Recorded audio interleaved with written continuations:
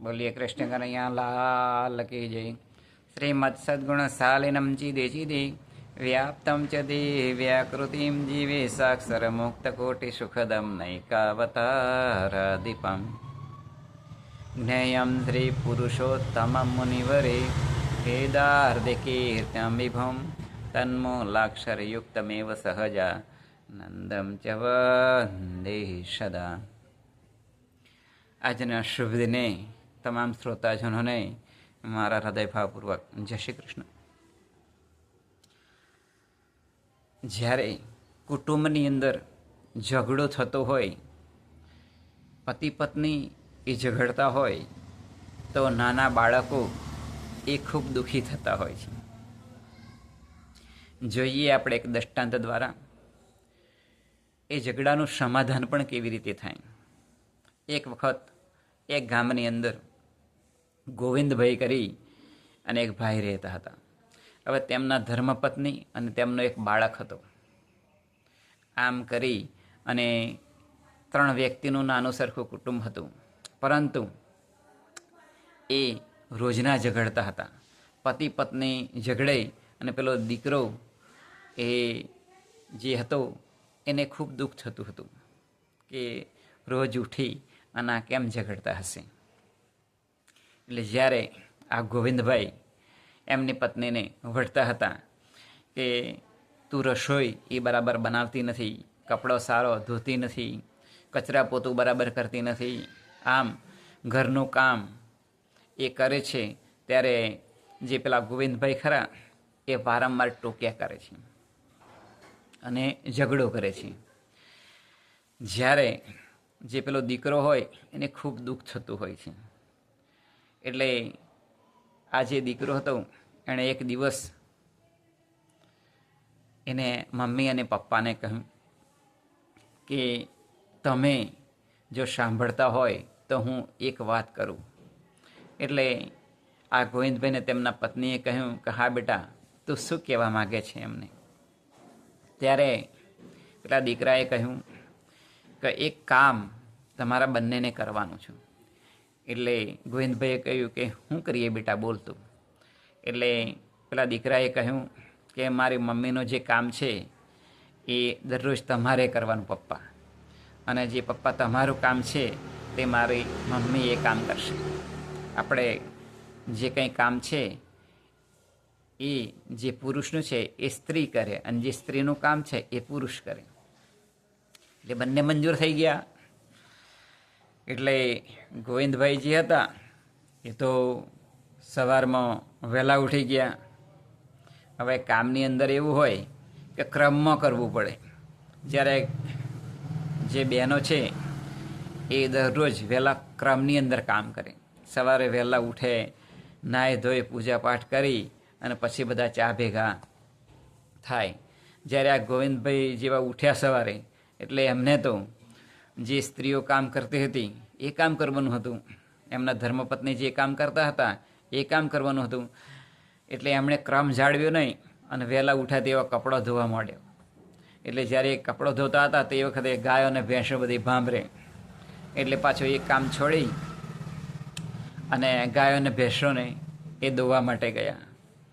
એટલે એમણે જે કપડો હતો એ પડતો મૂક્યો, થોડો ઘણો ધોયો અને રવા દઈ અને પછી જે ગાયો અને ભેંસો જે હતી એમને જે નિરણ નીરવાનું હોય એ નિરણ નીરી અને પોતે દૂધ કાઢી અને રસોડામાં મૂકી આવ્યા. ત્યારે પછી એટલામાં તો એમનો દીકરો બોલ્યો કે પપ્પા નળ આવ્યા છે. એટલે પાણી ભરવા ગયા. એટલે જે તપેલીની અંદર દૂધ હતું એક બિલાડી આવી અને દૂધ બધું પી જાય. અને પછી બધા ઘરના ભેગા થયા ચા પીવા માટે, પરંતુ શું પીવે, ત્યાં તો પેલી બિલાડી બધું દૂધ પી જઈ હતી. હવે પેલા બેન હતા એ તો સવારે એમને ઘાસ લેવા જવાનું હતું, તો એ ઘાસ લેવા માટે ગયા છે. આ બાજુ પેલા ભાઈ રસોઈનો સમય થયો એટલે રસોઈ બનાવે. એટલે એમણે લોટ લીધો રોટલી બનાવવા માટે. એટલે અંદર પાણી રેડી વધારે, એટલે લોટ ઢીલો થયો. પછી થોડુંક પાણી નાખ્યું એટલે પાછો લોટ કેવો થયો, થોડો ઘાટો થયો, જાડો થયું. પાછું એમણે થોડુંક પાછું પાણી નાખ્યું, બહુ આમ કઠણ થઈ ગયું. એટલે આમ કરતાં કરતાં 10 દિવસનો લોટ આ ગોવિંદભાઈ બાંધી નાખ્યો. હવે દાળ કરી, તે દાળ કુકરની અંદર દાજી ગઈ, એટલે એ ઘણી બધી બળી ગઈ હતી. હવે રોટલી બનાવતા હતા, તે રોટલી બનાવતા બન્યું એવું કે રોટલી જ્યારે બનાવે આમ વણે તો ભારત અને પાકિસ્તાન જેવો દેશ હોય એવા નકશા જ બનાવ્યા. કારણ કે કોઈ દિવસ રોટલી કે ભાખરી વણેલી નહીં, એટલે નકશા જ બનાવ્યા. ચડી ના ચડી આમ કરી અને એમણે જમવાનું બનાવી દીધું. બીજી બાજુ શું થયું, તો પેલા બેન ઘાસ લેવા માટે ખેતરમાં ગયા હતા. કોઈ દિવસ ગયા નહોતા, પણ 11-12 વાગ્યાનો સમય છે એટલે પરસેવો રેપઝેપ થઈ ગયા, અને કોઈ દિવસ ઘાસ કાપેલું નહીં, એટલે અંદર ધતુરો ને આકડીઓ ને જે કંઈ આવ્યું ડાભ નાભ એ બધું એમણે તો વાઢી પાડ્યું. એ વાઢી અને ઘાસનો ભારો બાંધી અને પોતે માથા પર મૂકી અને ઘરે આવ્યા અને જે ઘાસચારો હતો એ ઢોરને નાખ્યો.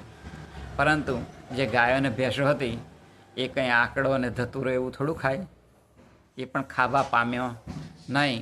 મળમળ બધા જમવા માટે ભેગો થયો.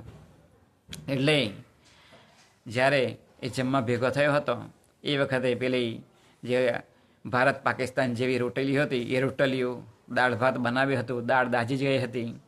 આમ બધું ચૂપચાપ એકબીજાના શબ્દ બોલ્યા વગર એમણે પોતાના પતિ પત્ની અને જે પેલો દીકરો હતો એમણે ખાઈ લીધું. એકબીજાના કંઈ બોલ્યા નહીં કે આવું કેમ બન્યું, શું બન્યું. કારણ કે બંને પક્ષે ભૂલ્યો હતી, બંને પક્ષે કોઈ પણ કાર્ય સારું બન્યું તો હતું જ નહીં. એટલે ચૂપચાપ એમણે જે કંઈ આખા દિવસનું કામ હતું એ આટોપ્યું, પણ એકોની અંદર કોઈ ભલીવાર આવ્યો નહીં. એટલે પછી એ બંને સમજી ગયા કે ખરેખર જે પુરુષનું કામ છે એ પુરુષ જ કરી શકે અને સ્ત્રીનું કામ છે એ સ્ત્રી જ કરી શકે. આમ કરી અને બીજા દિવસથી એ પોતપોતાની મેળે જે કંઈ કરતા હતા રોટેશન મુજબ એ પ્રમાણે જે પેલા બેન હતા એ સવારે ઉઠીને એમનું કામ હાથ ઉપર લીધું. જ્યારે આ ગોવિંદભાઈ હતા એ સવારે ઉઠીને એમનું કામ ખેતરે જવાનું, ઘાસ લાવવાનું એમની જાતે એ કરવા મળ્યું. અને જે પેલા ઝઘડા થતા હતા એ બિલકુલ સદંતર બંધ થઈ ગયા.